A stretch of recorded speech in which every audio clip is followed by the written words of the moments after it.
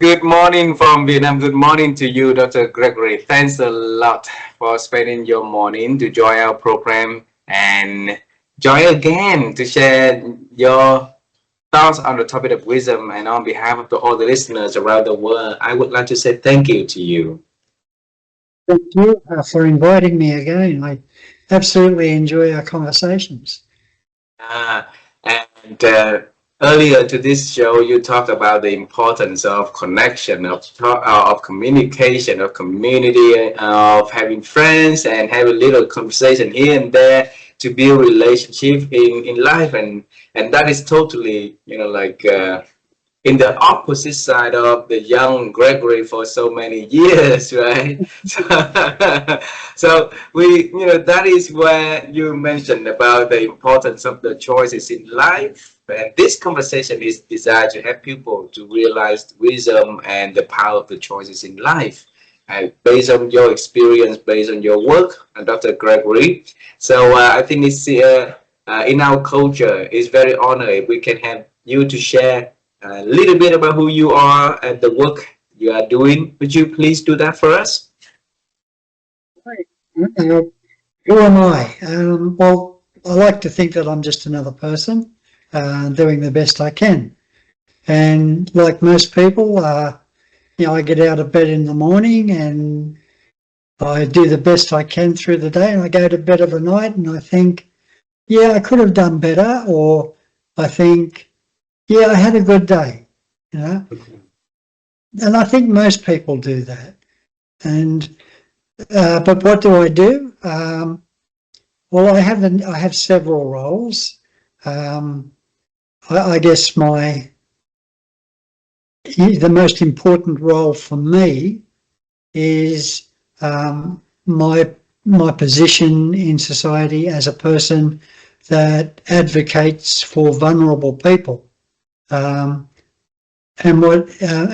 especially people that are homeless or vulnerable to becoming homeless, children that are coming out of that institutional childcare, that really haven't learnt much about themselves while they were living in those systems, because reflecting on my own life, and I spent a lot of time in institutional childcare as a child.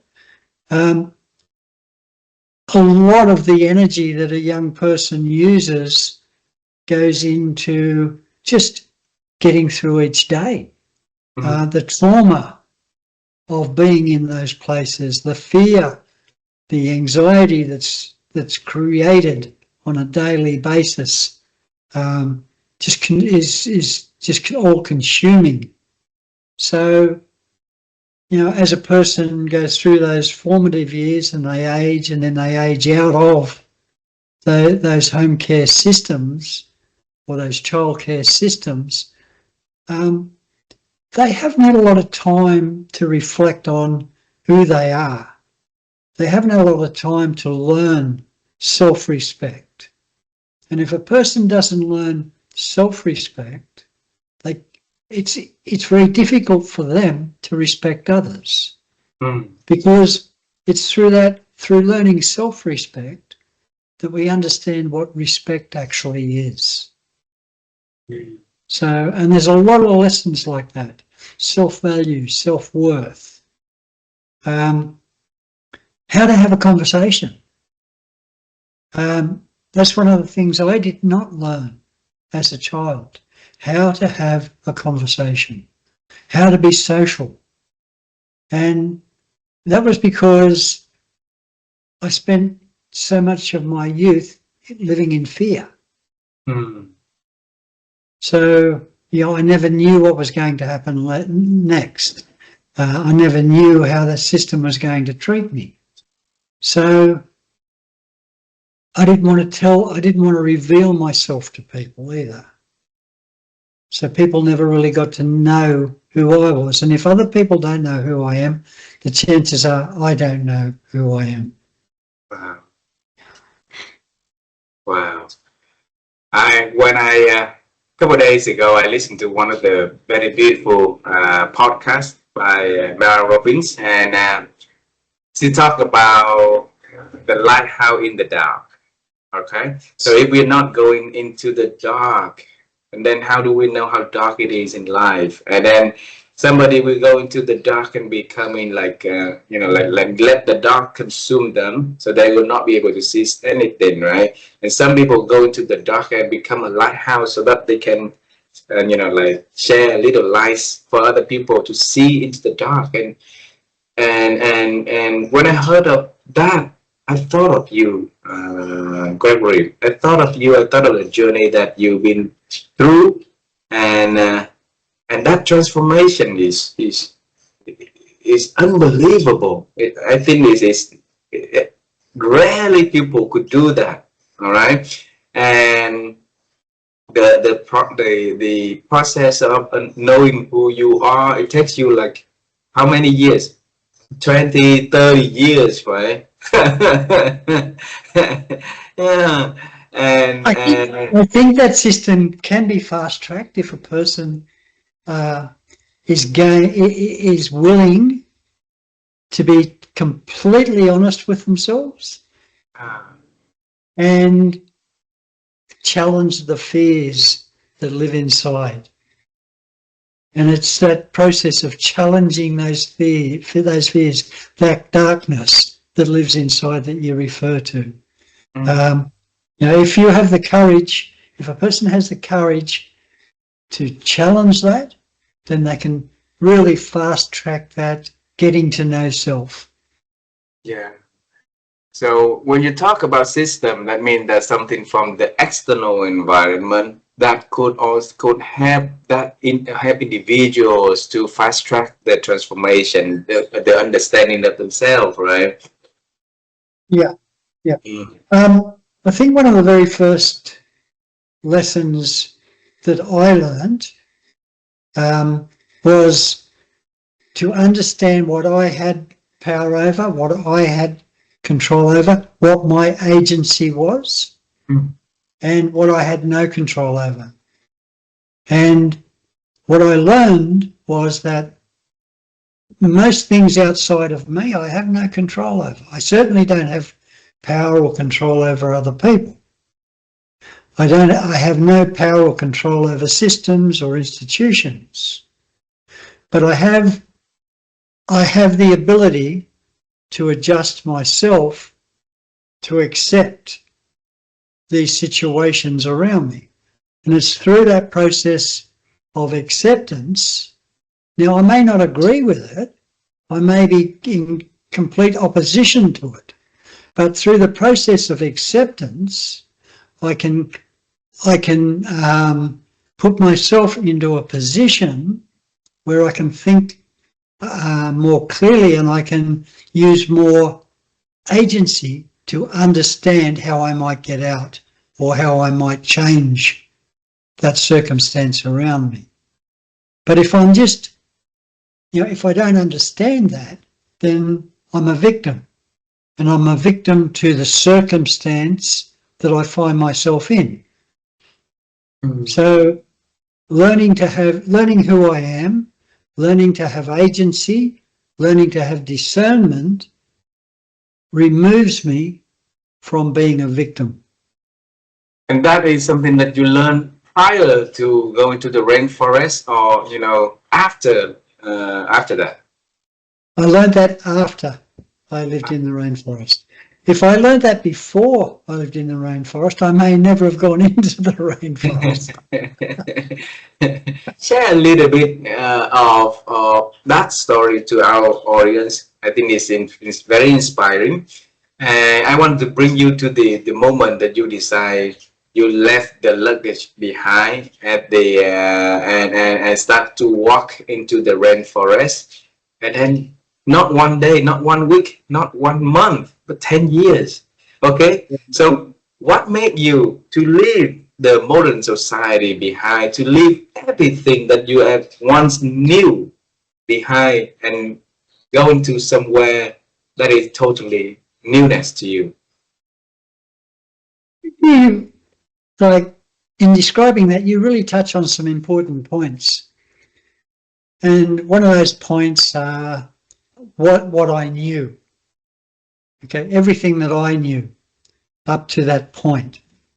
And what I knew up to that point, what I'd experienced up to that point, was anger, pain, rejection, a lack of acceptance that I spoke of earlier, and resistance, my resistance to conform or to change. I didn't understand. You know, I was lost in society prior to going into the forest, and what I knew was how to run away, how to escape, how to kill that emotional pain that lived with me always from the time that I was a child and my mother gave me away to an orphanage. So that anger had stayed with me all my life up to that point. And, you know, I spent all my days running away from myself, running away from the circumstances that I was in. And the way I did that was either by going and drinking copious amounts of alcohol, by using drugs, or by hitchhiking up and down the highways for days, months, and even years. Until one day, you know, I got to a crossroads on a mountain, and the signpost said Pacific Highway 13 it was, Pacific Highway 13, and that was 13 kilometres to the Pacific Highway from where I was, and the other sign said Mill Road. And I thought to myself, well, I know what the Pacific Highway is like because I've been hitchhiking up there for 10 years, 15 years. So, but I don't know what Mill Road's like. I've never been down Mill Road. So I thought I'd take an adventure. So I went down to see what was at the end of Mill Road, and I walked down Mill Road and I kept walking, and it was probably mid-afternoon when I started walking, and this is in in the summertime, so it gets dark, quite late. And I kept walking until it was dusk. And when at dusk, I found myself surrounded by monster trees, just these massive trees and beautiful ferns and all these amazing fungi, mushrooms, different coloured mushrooms. And it was just an absolutely beautiful place. And the orchestra played. There was a great symphony of music, the birds singing, the locusts, the cicadas. It was just an amazing, and the rustling in amongst the leaves of the marsupials and the reptiles. And it was just an amazing place. Anyway, it was getting dark, so I thought I'd stay there the night. And just as I had that thought, it started raining. And I did have a raining coat. I had some protection there, so I sort of squatted down and I put this raining coat up over myself. And then it started to rain a bit heavier. I'm thinking, yeah, that's pretty heavy rain. And then it really started to get heavy, and it's like it was pouring. And it was raining so much I could really feel the impact on my body. And that's when I realised it was a rainforest. So, but as I was crouched there and my legs started to itch. So I put my hands down, I started to rub my legs, and I pulled my hands up and my hands were covered in blood. And I looked down and my legs are just covered in leeches. So, and the mosquitoes are all around. So here I was sitting in a rainforest under a raincoat in the dark feeding the leeches and mosquitoes. And I'm thinking, this is a beautiful place. It's the rain stopped after a couple of hours, and I got a bit of a sleep. It was a bit of an uncomfortable sleep because the ground was soggy. But the sun came up the next morning, and it was just an amazingly magical, beautiful morning. And the birds were singing again, and I decided to have a look around and have just to have a look. And during my wanderings and my looking around, I thought, wow, I might stay here for a couple of nights. And those couple of nights turned into a couple of years, and those couple of years sort of turned into 10 years. But there was a lot happened in that time as well. So, but that's how I ended up in there. I note down here some keywords, because you see I'm back and forth with writing notes in here. And the keyword was observing. Yes. Because you keep walking, and then you're observing, big trees and beautiful scenes, and perhaps there's big trees everywhere, on the path that you've been traveling in your life, right? And what made that afternoon so special, Gregory, if you can rewind it? Okay. Observing is a really important skill, I think. And it's something I learned to do as a child, to observe, to watch, to constantly be aware of. Because it was important as a child, because I needed to be aware of who was around me, if they were dangerous, if they were going to challenge me. And I learned that skill, especially with my father. Because he was a very violent person. And it's a skill, I think, that sometimes I took for granted. But today I see things, I instantly see things. I observe, and I'm aware of things, and I instantly see things that not necessarily all people would see. But I use that skill, or as much as I can, I use that skill in my learning as well. Because I find it, one of the things I've been able to do is to take many of the things I learned, or my habits or my character defects as a child and as a young person, I've learned to take all of those, examine those, and most of them, not all of them, but most of them, I implement in my life today, and I use them. I've sort of readjusted them, tinkered with them, rebuilt them, and they become assets. And a really good example of that will be stubbornness, because I was considered to be a very stubborn young person, very, very stubborn. Yep. And taking that and remoulding that and developing that and turning it into tenacity. Wow. So today I'm very tenacious. Wow. So if I get hold of something, I will keep hold of it, and I will keep going with it, especially if it's advocating for a person. I don't give up that easily. Having said that, another very valuable lesson I learned is choose your battles. Choose the battle. Choose the battle. Yeah, you can't win everything.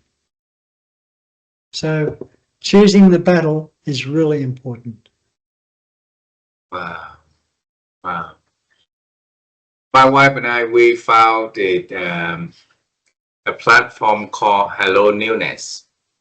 All right, and and that is the result of our 4.5 years of constantly interviewing experts and amazing people around the world. And to figure out, like first their life story, the reason, why, how could they become that amazing, themselves.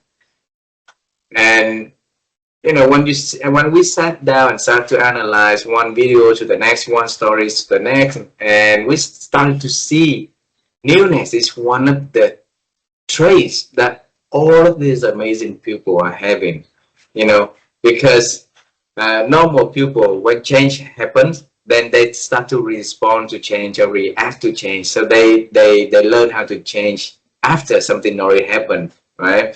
So it's become a little bit of reactive.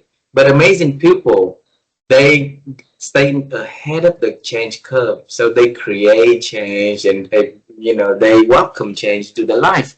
And the way for them to do that is the ability to deal with newness, to have that newness mindset inside of them. So for example, in your situation, when you walk on the highway, you can go to the Pacific, right? And then you can go to the Milk Road. You've been into the Pacific Ocean for many times, so there's nothing new in there. You let yourself emerge with newness to go into Milk Road, and that leading you to the rainforest, right? And when you get to the rainforest, you could have that at that moment to decide that, okay, Gregory gonna go back onto somewhere that he used to stay or live and know, right? But then you stay there, you let that newness help you to stay, to stay there for a couple of nights, become, couple of weeks, become, 10 years. And that, along that process, you understand of who you are. You start to make sense of, make peace of your past, and design, a life in a different way for yourself, right? So if you look at newness and its benefits onto your life, or onto the life of the people that you know, what kind of benefits that Dr. Gregory can advise the people to be confident and have tenacity and to lean into your newness? And here, a concept like newness, what I tend to do is I think of, or I conjure up all of the associated meanings around newness. And one of them that comes to mind, and just one of them that come to mind, was adventure. Adventure. Attitude is another one. So when I like ritual, I like my discipline, I like a whole lot of things, and that's the core stability of my life, that discipline, that sameness. But when it comes to adventure or newness, it is so inspiring, so invigorating to challenge something new. That's a whole new adventure. It's something that I've not done before. It's a new experience. It adds to my character. It adds to my wealth of understanding, of learning. But then it comes down to attitude as well. So is my attitude open that I'm going to accept that adventure? Or is my attitude one of closure, where I just want to peek in, but because it's so different, I don't want that much newness in my life, and I'm going to pull my head back out. So, and I think, I often refer to these, that newness as windows of opportunity. Am I going to jump through that window at this opportunity? And the chances are I will. In fact, Catherine says to me sometimes that she really likes that I'll go on a journey with her. She will think of something, and rather than just reject it out of hand, I'll say, yeah, okay, well, let's give it a go. Yeah. Yeah. So, and yeah, sometimes it's great, and sometimes I'll whinge and moan and cry about it and say how hard it is. But at the end of the day, it's going on an adventure together. Yeah. When you left the rainforest after 10 years, and you spent time at the hospital to recover your health first, right? And then you decided to leaning onto newness to understand why you hated people, if I remember that correctly. And one of the option for you to do was to go back to school. Okay, Yes. and it's sad for me to see a lot of people and including those influencing also talking about the necessity of education these days, right? And as a person who advocates for education, I would love to see things differently. So back in time, when you go back into, like when you left the hospital, you could, if you want to reinvent in your life, you could, you could choose different paths of doing, find a job, work and have a decent job and continue working and changing process from there. But you decided to, to get back onto the root, which is the education and fast track. Yeah. So what made you decide that, Gregory? Okay, that's a really interesting one. I can't say I actually made that decision. Oh. Okay, what happened was I during my early school years, because I was so full of trauma, I never really learnt to read and write. And, I could kind of work things out, and, I could kind of read a book and get the meaning of it from the odd words that I could understand. And when I say a book, I mean just a really simple, story that's put together. But I had a lot of trouble with that comprehension of the story. So once I had cleared my mind and my body and my spirit of some of the demons of the past, i.e. drugs, alcohol, I decided that I wanted to learn to read and write. But before that, I was in a soup kitchen having, like a soup kitchen is where we go for a free free meal for homeless people. And I was in one of those places, and I saw a sign, and some of the words I could read, I could understand the word free. I knew what that was. And the talk at the time was about computers. This was about 2000, the turn of the century. And the talk was about computers. And the gossip was that computers were going to be a way forward in the future. They were really the big wave, the next big change, the next big adventure were computers. And this sign said, free computer course. And it was and I thought, oh yeah, okay, that all fits into what I would like to do. Free computers, that'll get me lined up for the future. So I signed up to do this free computer course. It was only 6 weeks long, and it was a certificate one in computer hardware. And so, I was still homeless, so I camped down, I shifted my camp down to near the TAFE or near the college where they had this course. It still took me a couple of hours to walk there, but and I went there every night. It was 2 nights a week. I went there two nights a week for 6 weeks. But what I learned was 2 things, 2 really important things about me. And the first was that a week, or well, actually 3 really important things. The first week I decided that I didn't like computers and I didn't like the course.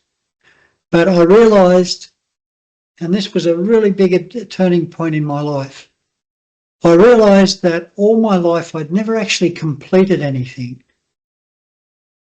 And so even though I didn't like that course, it was only 6 weeks and I committed to completing it. I committed to being there at the end, to actually finishing something. That was a really major decision in my life, right there. Then I finished that course and I got my certificate and I was very proud of myself for getting that. But I learned 2 important things after that. And the first was that I don't like computers. Mm-hmm. The second was that I love to learn. Wow. And that's when I decided I really wanted to learn to read and write properly. Wow. So I went to the administration in the TAFE and asked them if I could do the school certificate, the year 12 school certificate. And they said, well, we don't really do that anymore, but a couple of kilometres up the road, there was another, across the border into Queensland, there was another college that actually taught a course called tertiary preparation. I had no idea what that was. But they said it was the same, well, they said it was better than the school certificate. So that's when my ego kicked in. It was better than the school certificate, then I would have to go and do that. Mm-hmm. So I went up and I spoke to the people at the TAFE or at the college, and they said it was a 12-month course, and it was 5 days a week for 12 months. And it cost so much money, and I thought, wow, I don't have that much money.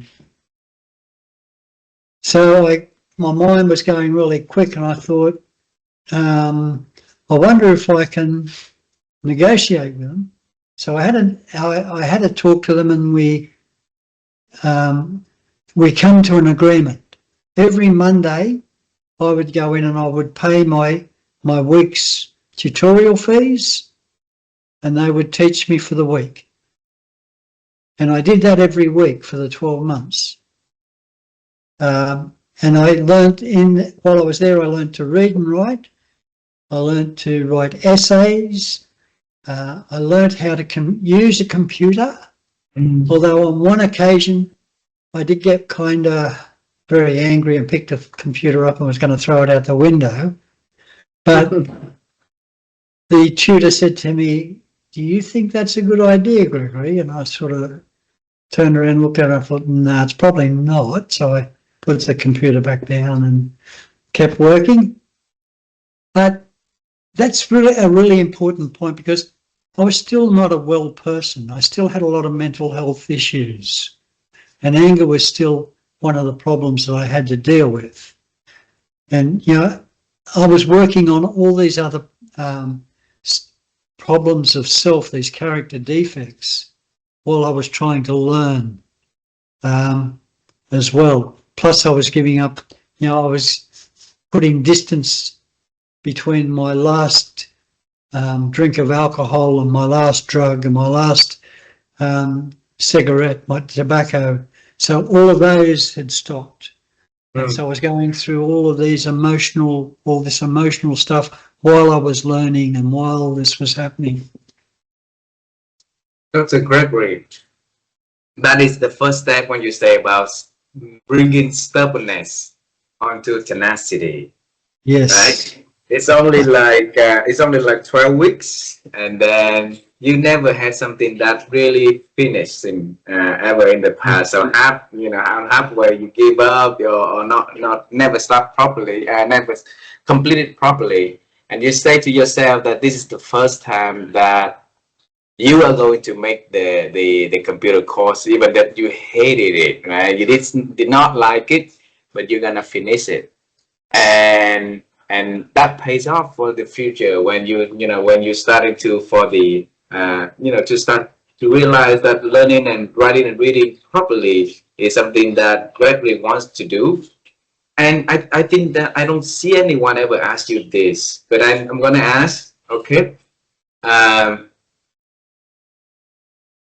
I have the feeling, and this one I've been talking to my wife a lot, that inside of you, somewhere deep back then, that you knew that education was important, learning and writing is important, and exploring of education is important also for you, but for a lifestyle that been taking you for long into a different direction, right? So you forgot about that desire, you forgot about that dream, you forgot about that love of learning.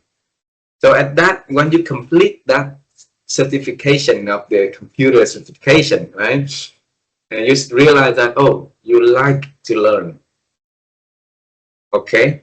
So if you trace back that likeness of learning in your life in maybe any other moment earlier, when was it existing in your life, or like disappeared in your life? Think, okay, this comes back to the core subject that we're discussing, and that is new, something that's new, that adventure. Yep. And learning is taking on that adventure. I think for me, it goes back one step beyond, which we haven't sort of talked about. I think I've talked about it a little bit in the previous podcast, and that was when I had the epiphany. And when I had the epiphany, I was standing in this, landscape of total wreckage, and I had that realization that I had caused all the destruction around me by fighting myself, that there was never actually any other person there that I was fighting. And that's about blame. I had this tendency of always blaming other people for my problems. And so that sort of thing, that understanding that it was myself that I was constantly fighting, neutralized that whole blame scenario. So that was gone. So all of a sudden, I found myself standing in this landscape of wreckage and destruction, this devastation, and I'm holding a double-edged sword. And I tried to throw that sword away because I didn't want to fight anymore. My fighting days were over. I wanted to take responsibility for who I was. I wanted to learn who I was. And that's when that first inclination of learning starts to step in. I want to learn who I am.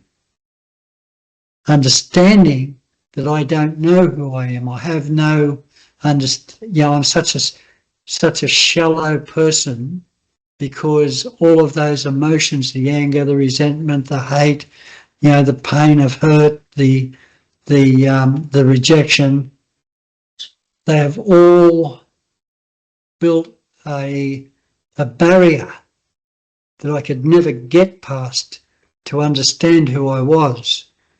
So I wanted to get rid of those. I wanted to learn how to get rid of those so that I could open myself up and understand who I am.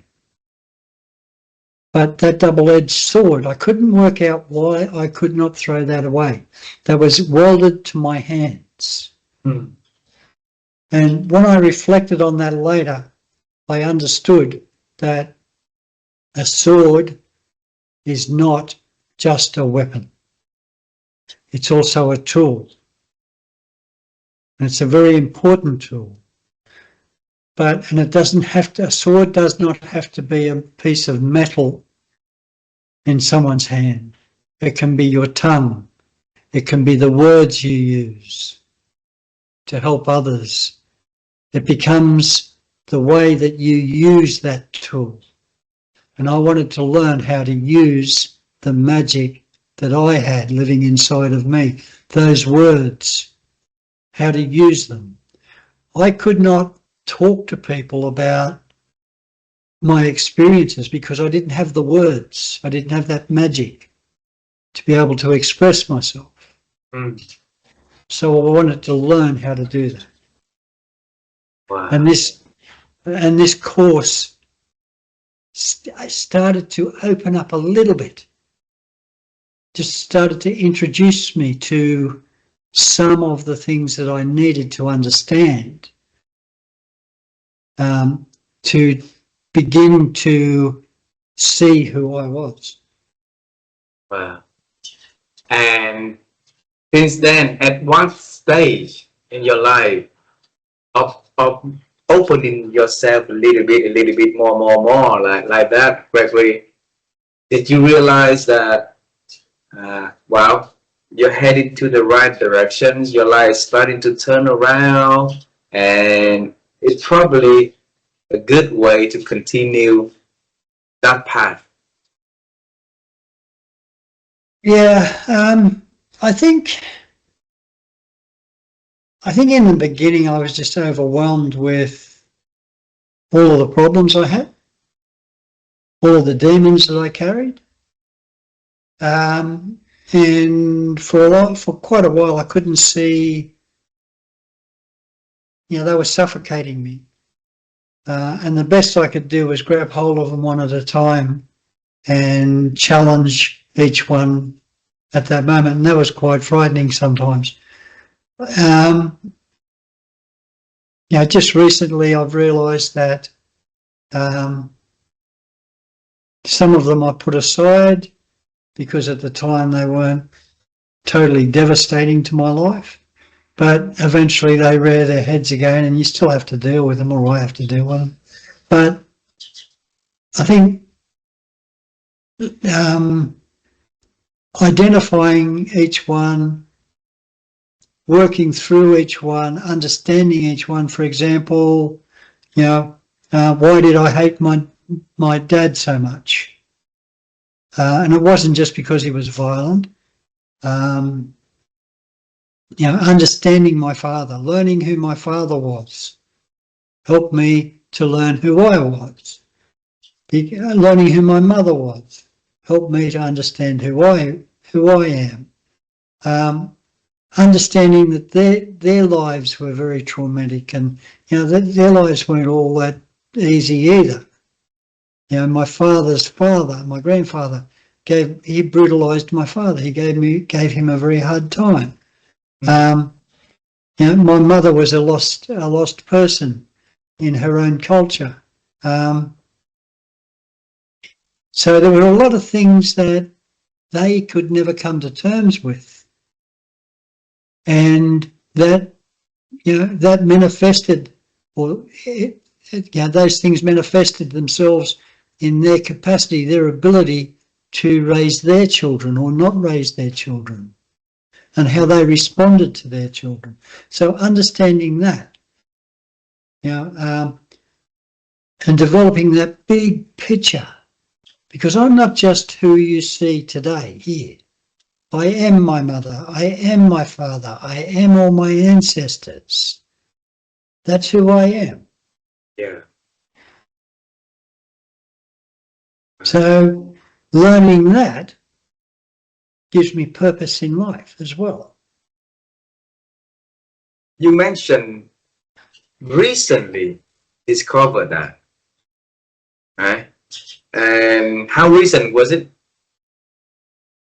Sorry, I missed that. Because you mentioned that you recently figured it out. Oh, yeah. Yes, yeah. So how recent was that?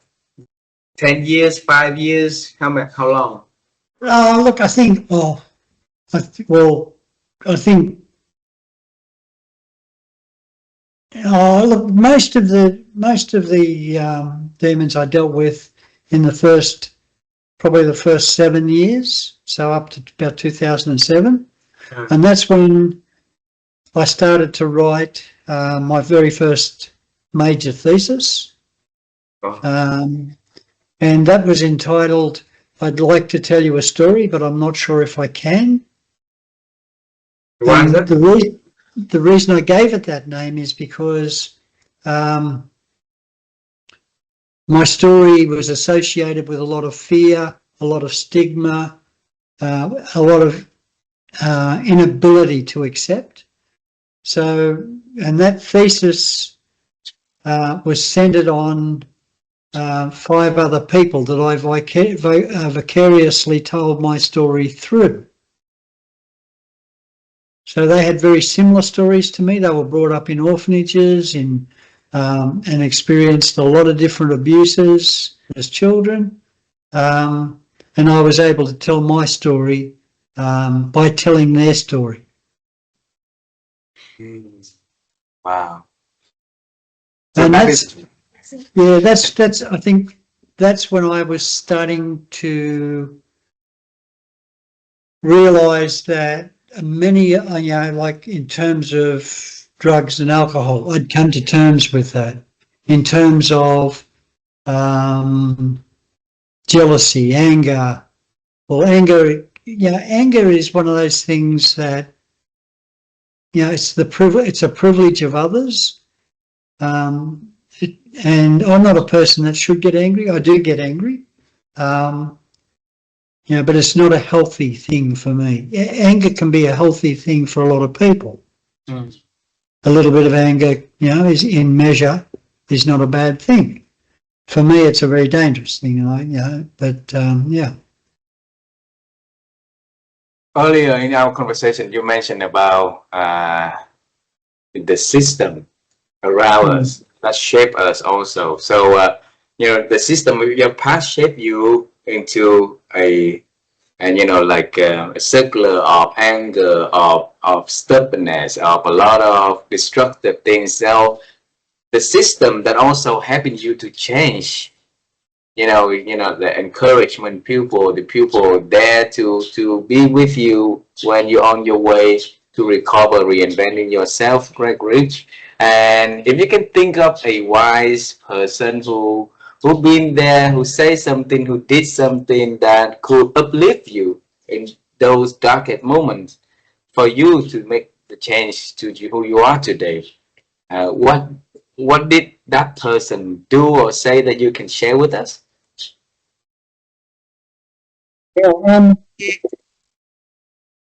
there was a moment, and it was sort of early, about 3.5 years after I came out of the forest. And I just got into university. I was about second semester into my undergrad. Mm. And I was in a tutorial, and the tutor said, okay, I can't remember the unit I was doing. It was a sociological unit. And the tutor said, well, it might have been a counselling unit, actually. The tutor said, okay, I want you all to think about happy things that happened to you as a child. And I'm sitting there and I just going, and then I just got up and I stood up and I said, there's an assumption in that. And the assumption is that all children have had or all people have had happy childhoods. Mm. And I got upset and I stormed out. And as I stormed out, there was a person there. His name was Trevor Lucas. Trevor Lucas. And I write about him in the book. I mention him in my book. And he said to me, what's wrong? I said, this is crazy. You know, that person in there assumes that everybody had a happy childhood. And he said, it's okay, calm down. He said, come up to my office and I'll get you a coffee, we'll have a talk. No, he didn't actually. He said, I'll get you a cup of tea and we'll have a talk. And anyway, so I went up and he asked me what unit I was doing. He totally distracted me from that moment, just for a little while. He asked me what I was studying, you know, where I was up to, a few things like that. And then he came back and he said, now tell me what happened. And as it happened, he was a senior lecturer in social welfare. And his work prior to going into the university system was working with young people in punitive care in the state of Victoria. So he had a really good understanding of what I was talking about. And he said to me, we can change this. And this was the very, very first thing that or system that I was aware of that I could change. And he wanted me to help him, you know, through my experience, he wanted me to help him put something together to take to, you know, the head of the school to implement a policy change on how these tutorials took place. So that was the very first thing that I was aware of for change. And he also said to me, he said, I see that you've got a major, you know, or a part of your undergrad, you're doing counselling as a minor. And I said, yeah, I didn't really know what else to do.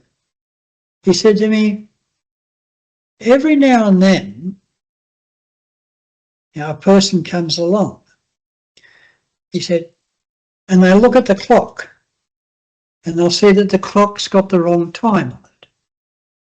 So they'll go up and they'll fix the time on the clock. He said, that's what most of us do. Just readjust the hands on the clock to make it the right time. He said, but every now and then someone comes along that can actually go in and make a difference to the way the clock works so that the clock doesn't lose time anymore or gain time. He said, maybe you're one of those people. Yeah. Now, I didn't think much of it at the time because I really didn't understand. I was still in my trauma. Yeah, this is only 3 years out of the forest. But I've come to understand over, you know, over the years, especially since I've met, you know, my fiancée, Catherine, that, you know, with the right attitude, with the right people around me, we can make a lot of change to those systems. Yeah. Beautiful. Beautiful. Do you still meet trouble? Sorry? Do you still meet trouble? No, Trevor passed away. He died only a few months after that. Oh. He was very sick. I didn't understand it at the time, but he had terminal cancer. Wow. At the time he was helping me. I think there's a lot of angels in life, right? And those angels happen, you know, to uplift other people, and when the time that other people is needed most, he's one of them. And that leading to what you do today. That also now you become, like we talked earlier, you become like a beacon of hope, the lighthouse to shed, you know, the light into the darkness for a lot of people. And your transformative mode, you know, is very, very beautiful. We're leading to the core of our what we want to get to today is to understanding your definition of wisdom. I think if we don't understand, you know, a definition, then it's really hard for us to, you know, to get somewhere. So maybe it's if you define wisdom in life, in your, like, you know, very comprehensive life that you have, Gregory, how do you define what is wisdom? Wisdom. The depth of wisdom is my capacity to exercise my knowledge of my lived experience. So my wisdom comes from understanding who I am and the challenge, like, and my life experience. And how do I translate that life experience into helping others? Into helping others. Yeah. Wisdom for me is the transference of knowledge into action. And that transfer right there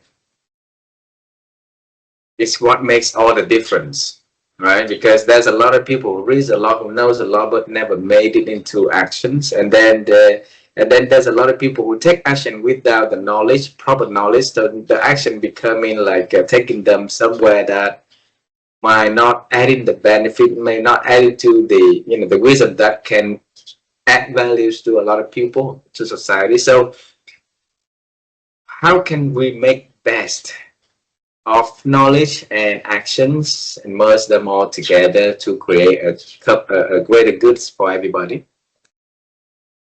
Understand your own compassion. Understand love your family. Through the love of your family, your passion evolves. Because if you care for your family and you see your family and you hear the children, you hear your wife, your partner, you hear them, you understand them, then you're taking yourself away from yourself. And you are lending to them yourself. And you are becoming who you are, learning who they are. And through that process, we take that out of our home into our community, because we see our community differently. We see people within our community differently. We understand through the compassion of my family, through understanding when my son makes a mistake, or my daughter is in pain, or is challenged with a difficult situation, and me lending myself to that and resolving that, or trying to resolve that, and then I take that out into the community, and then I see that in other people, and I understand that in other people. So I have that empathy, I have that compassion. So then I have a choice. And that choice is, do I ignore it? Do I walk away from it? Or do I make a contribution? It's not up to me to solve another person's problem. That's not healthy for me to solve their problems. What is healthy is for me to sit down, to listen, and to share my experience. And it's through sharing my experience, someone can either say, no, you're different, or I can do that. And then there's the opportunity of someone saying, will you help me? Yeah. Now, if a person asks, will you help me? That's not a hard thing to do, because I've already got the experience. I've lived it.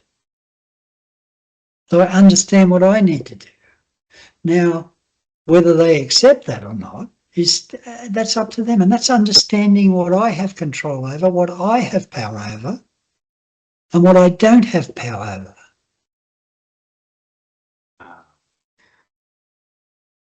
I love the way you think. And my wife and I, we always ask people to share their secrets behind how they grow and expand their thinking. So that other people can listen, and maybe they can pick those advices that fit to their desires for them to apply and learn, and maybe changing the way they think. So Dr. Gregory, how have you been growing your ability to think? Adventure,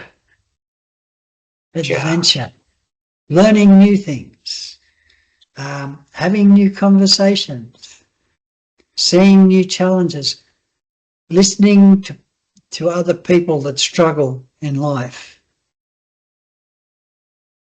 Because, just because something's new to me doesn't mean that it hasn't always existed. and people's struggles, people's pain, that's always existed. There's always been struggle, there's always been disadvantage. But I think, just helping people is, just one person. If I can ever help just one person, then I've done a good thing. And if I've done a good thing, it's important that I don't think too much on that and get on and try and do it again and help someone else. But I think it's important not to be too self-absorbed with what we do, where we're at. Exploring new things, taking new adventures. Like, I think it's really important not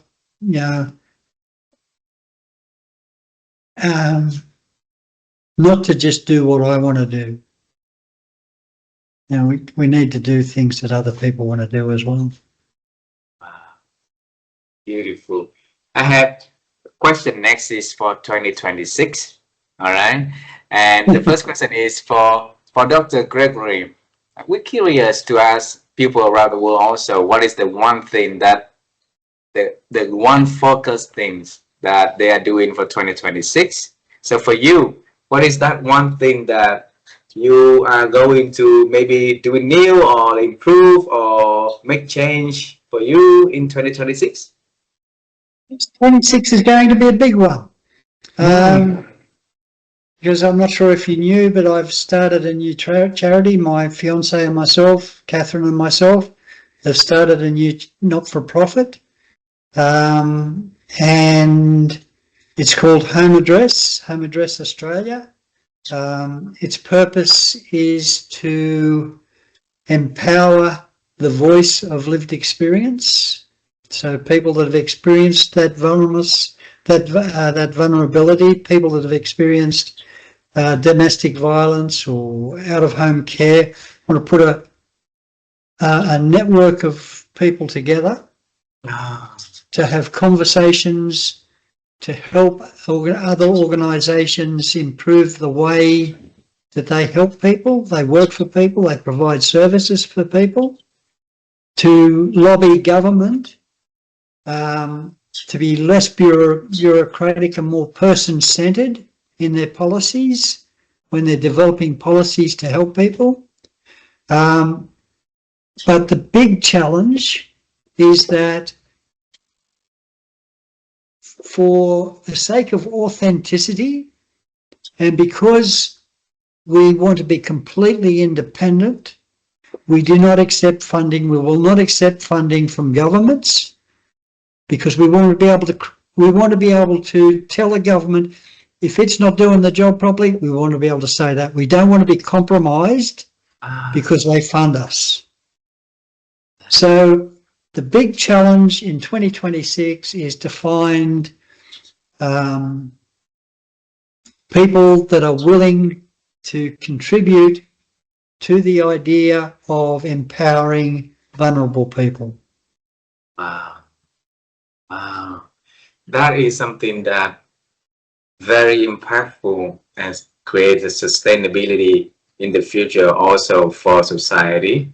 And interestingly that you mentioned about that, because my wife and I, we bought a website called sustainabilitymind.com, and the reason for acquiring that is we want to share how amazing people think about sustainability mindset. Because if we have that kind of mindset, right, everything we do now will be, like mindfully thinking a longer term and stuff like that, as how we can leave the legacy when we still could do it on this beautiful planet Earth, right? So, Dr. Gregory, if you think about a sustainability mind, and that you want people to adopt, to think, to learn, and to grow inside of them, what is that? Okay, I'm really happy you asked that. That's really important. Sustainability in that context it's about, rather than communities and society continually giving to people who are vulnerable. It's about redirecting that policy, that finance, to help people that are vulnerable so they can actually become a part of community, a part of society, and help maintain that their position. So they become active players in our communities, in our societies, rather than living on the outside where society has to continually contribute to their existence. Mm. So that is in your context of the foundation that you and Catherine is building. Yes. Hey, yeah. Wow, beautiful. If we think about a sustainability outside of that context, so what do you see? Yeah, okay. Outside of that context, sustainability to me is about managing resources, whatever those resources are, whether it's staff, community, environmental resources, whatever it is. It's about managing it so that in the context of use or productivity versus consumption, there's a status quo that can be maintained. So there is no degradation, ongoing degradation of society, of the environment, the expansion of community, the cities. Now, so we have to start to look at how do we readjust our thinking? How do we explore new options, new technologies to simplify the way we operate in our major cities, in our communities today? Beautiful. Last question. Okay.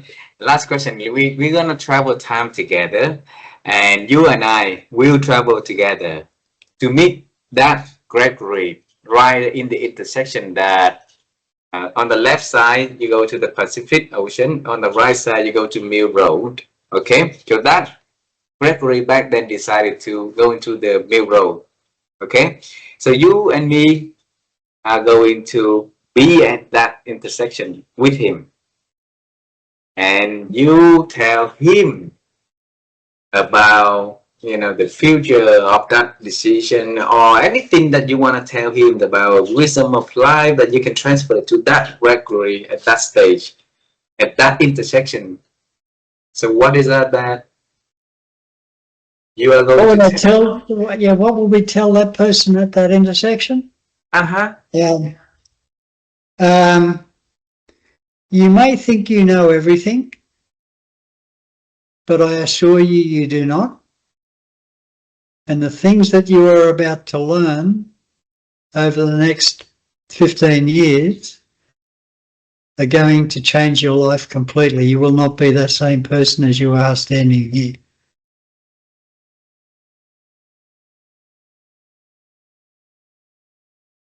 I'm having my very beautiful morning, and every chance that I have a conversation with you like this, I feel like life is so blessed, and I feel like love is everywhere, and transformation is the choice, like you say, right? You have to leave the past, the one that we once know, and have the courage to lean into the things that you don't know yet, and then start to figure it out the way and the lesson life is teaching. So, yeah.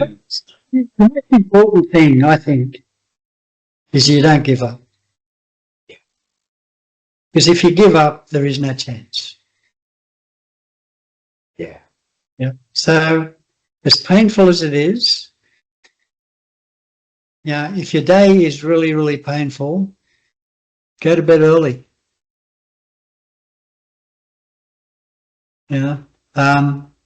But even then, when you do go to bed, acknowledge the things that you have. Acknowledge that you've got a bed to sleep in. Acknowledge it. You've had a feed. If you haven't had a feed, you know, look forward to tomorrow. But don't ever give up. Thank you so much for sharing your morning, your story, your wisdom, and the beautiful time we have together here, Gregory. I want to say congratulations early on December 13th for your big day. And on that day, I'll make sure that we're going to send out our best wishes to you to celebrate the day for you also, okay? Thank you very much. Thank you very much. Tell Catherine and we say hello, please. I will do that, yes, for sure. Okay. Thank you. She's a beautiful woman. Thank you. Bye. Thank you. Bye-bye.